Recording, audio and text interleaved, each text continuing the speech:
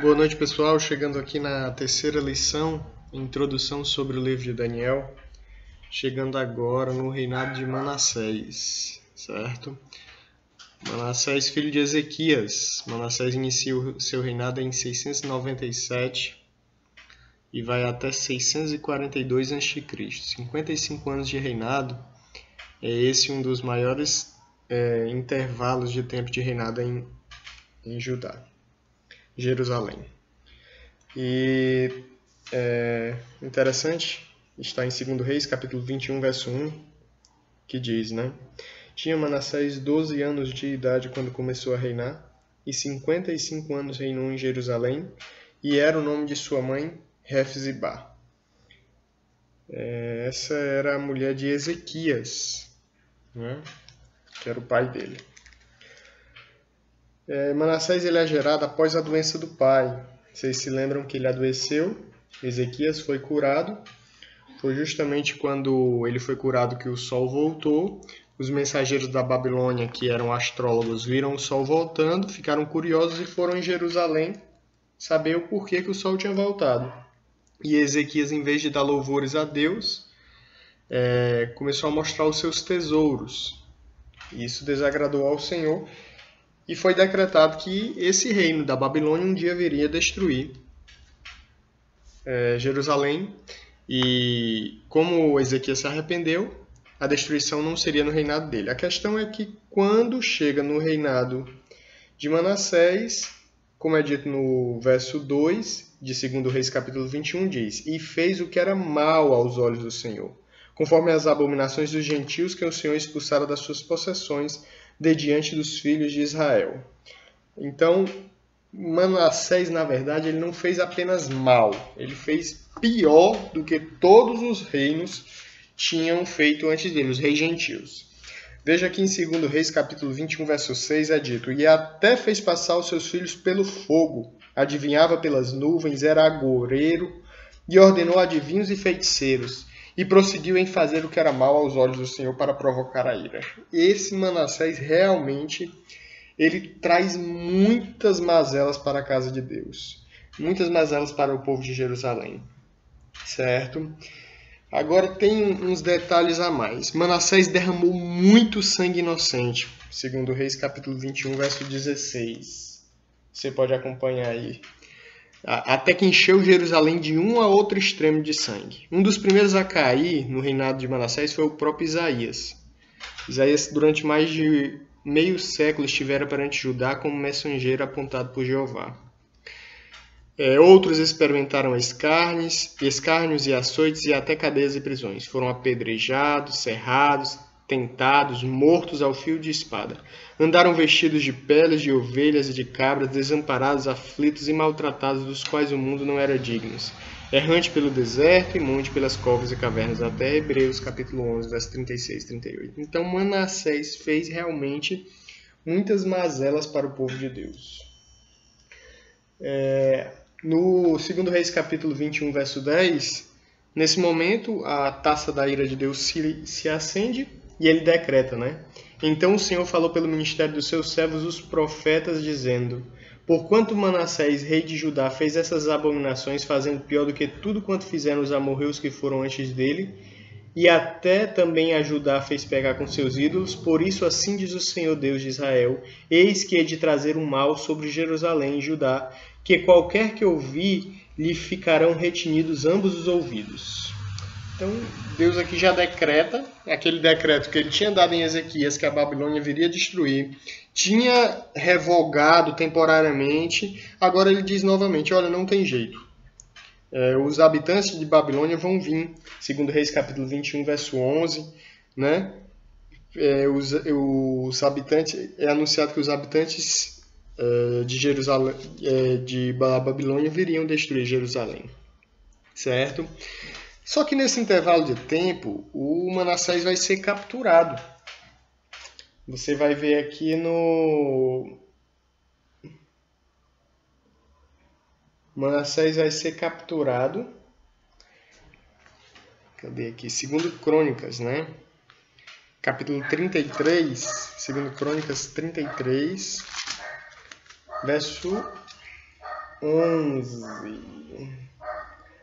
Verso 10 diz, né? E falou o Senhor a Manassés e ao seu povo, porém não deram ouvidos. Verso 11. Assim o Senhor trouxe sobre eles os capitães dos exércitos do rei da Assíria, os quais prenderam a Manassés com ganchos e amarraram com cadeias e o levaram para a Babilônia.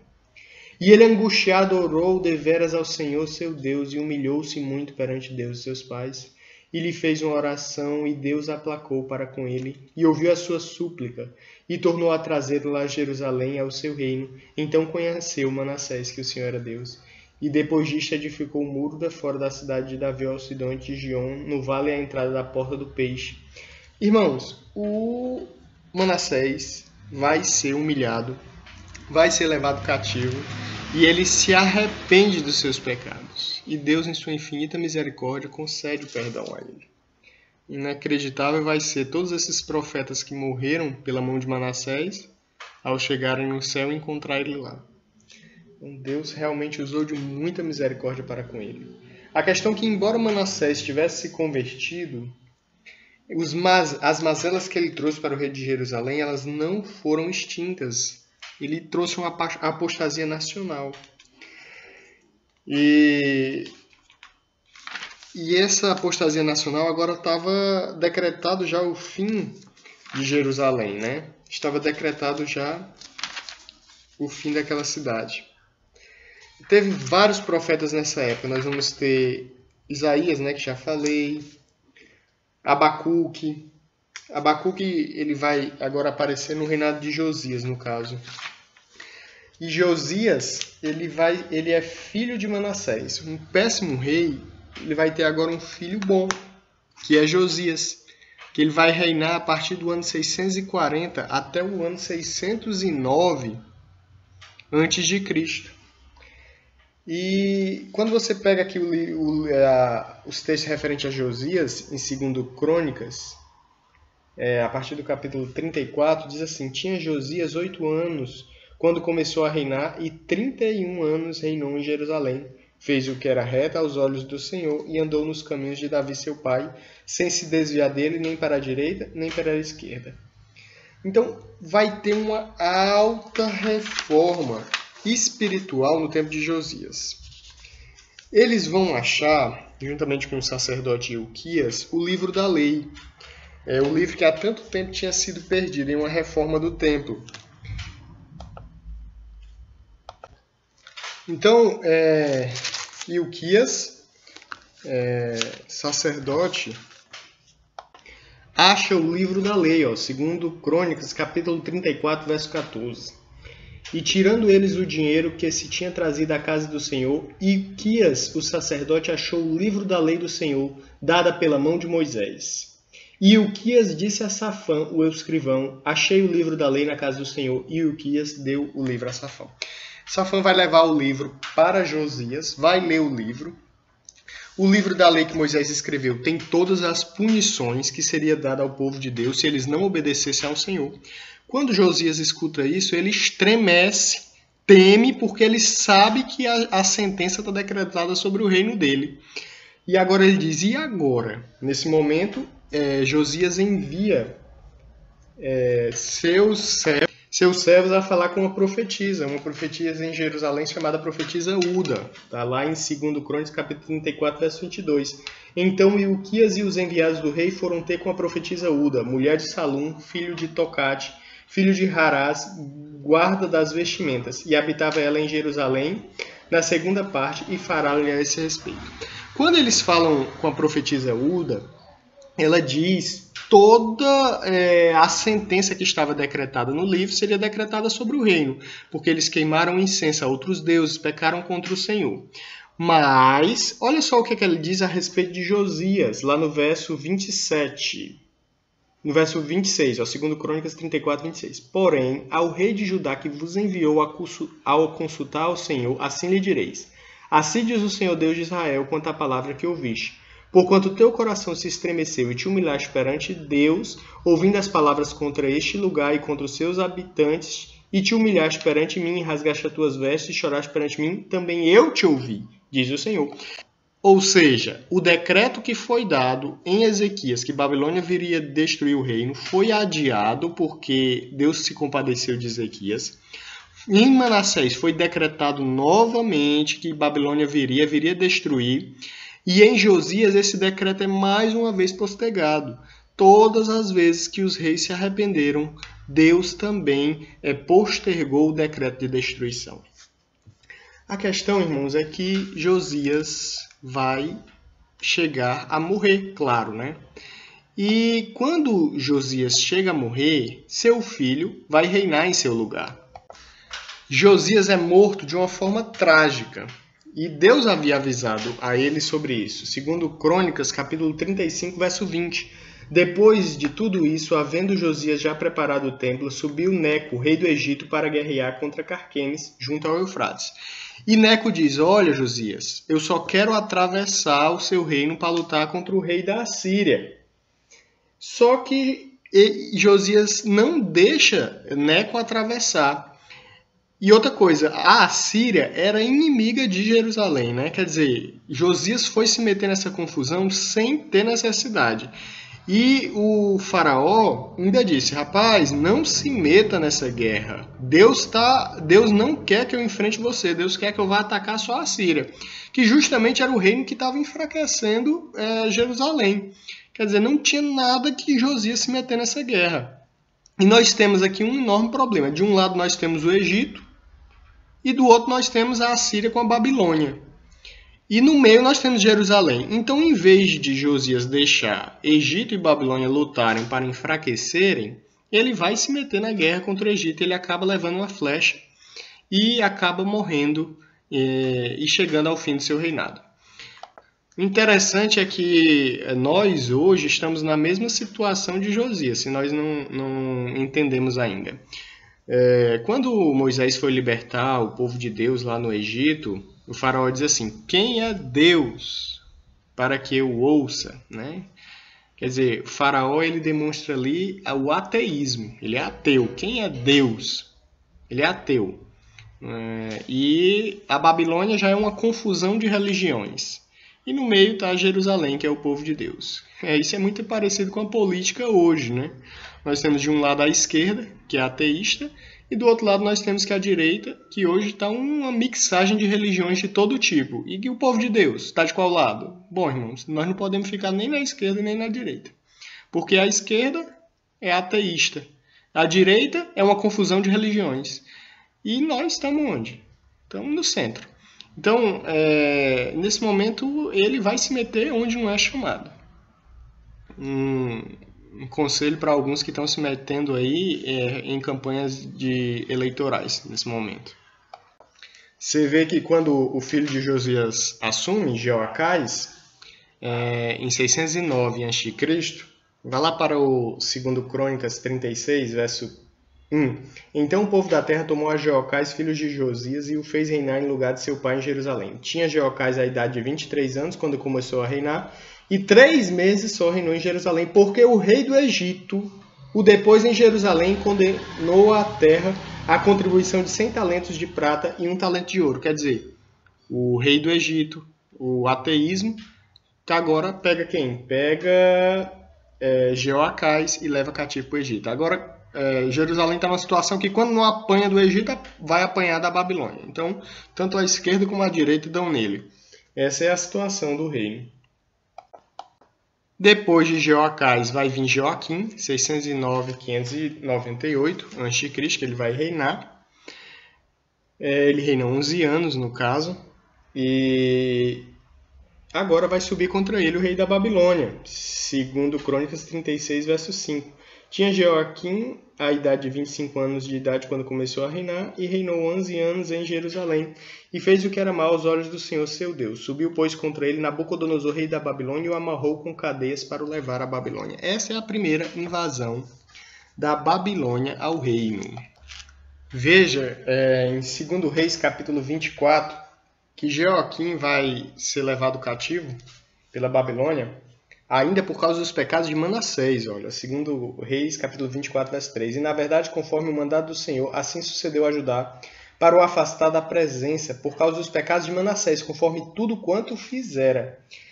Porque ele derramou muito sangue inocente, diz no verso seguinte. Então, o princípio aqui do cativeiro babilônico vem justamente no reinado de Jeoaquim. Veja que o rei do Egito ele vai ser derrotado e assimilado pela Babilônia nesse momento.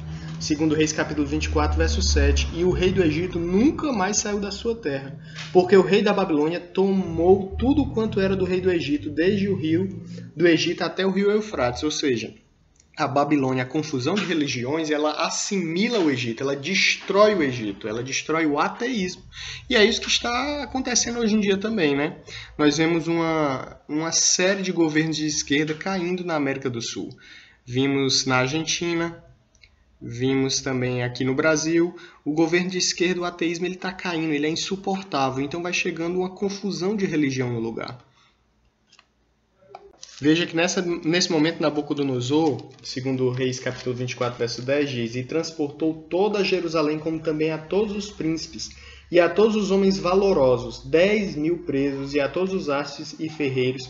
Ninguém ficou senão o povo pobre da terra. Ou seja, nesse momento, quem foi para a Babilônia? Daniel, Ananias, Misael e Azarias, juntamente com 10.000 pessoas cativas, que seriam justamente os príncipes da terra. No verso 17 de 2 Reis 24 diz: E o rei da Babilônia estabeleceu a Matanias, seu tio, rei em seu lugar, e lhe deu o nome para Zedequias. Daniel foi levado cativo para a Babilônia no ano 605 a.C., durante o reinado de ascensão de Nabucodonosor. Irmãos, a idade aproximada de Daniel era de 16 anos de idade. Era um jovem e ele realmente escolheu ser temente ao Senhor. Isso demonstra todo o potencial que o jovem tem quando ele entrega a sua vida ao Senhor. O momento de entregar a vida ao Senhor é justamente durante a juventude. Quanto mais tempo você demora para entregar a vida ao Senhor, mais difícil será o seu processo de santificação. Lembra de Saul? Por que Saul tinha tanta dificuldade em se ver ao Senhor? É porque Saul, durante a juventude dele, foi um jovem muito levado. E esses maus traços de caráter se perpetuaram por toda a vida de Saul. Nesse momento nós saímos de Jerusalém em 605 e juntamente com Daniel, Ananias, Misael e Azarias, vamos agora entrar na corte de Babilônia para iniciar no próximo capítulo, Daniel capítulo 1, verso 1. Faremos uma nova revisão histórica na entrada do livro de Daniel 1:1 e em seguida começaremos a análise profética do livro. Ainda tem vários vídeos pela frente, eu espero que você continue a acompanhar. Pouco tempo antes de Nabucodonosor invadir Jerusalém, veio um profeta chamado Jeremias e anunciou todas as coisas que iriam acontecer. Olha só o que diz no livro Profetas e Reis, página 417.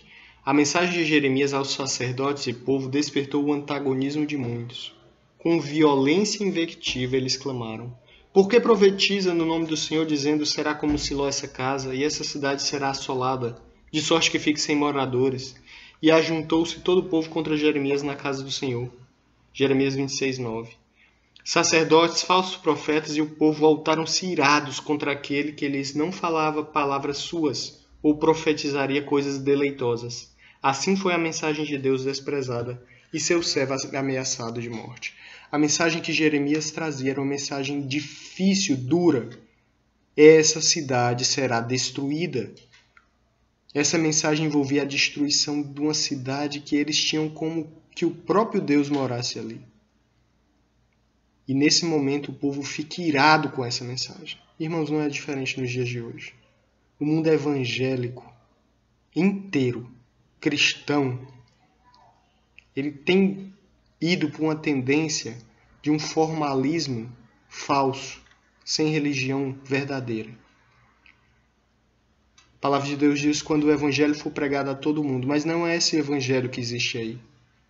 O evangelho da prosperidade era o evangelho que os falsos profetas pregavam nesse tempo. Não se preocupem, Jerusalém não será destruída. Esse é o evangelho da prosperidade. Eles esperavam a prosperidade temporal, enquanto Jeremias dizia: vocês serão levados cativos para a Babilônia.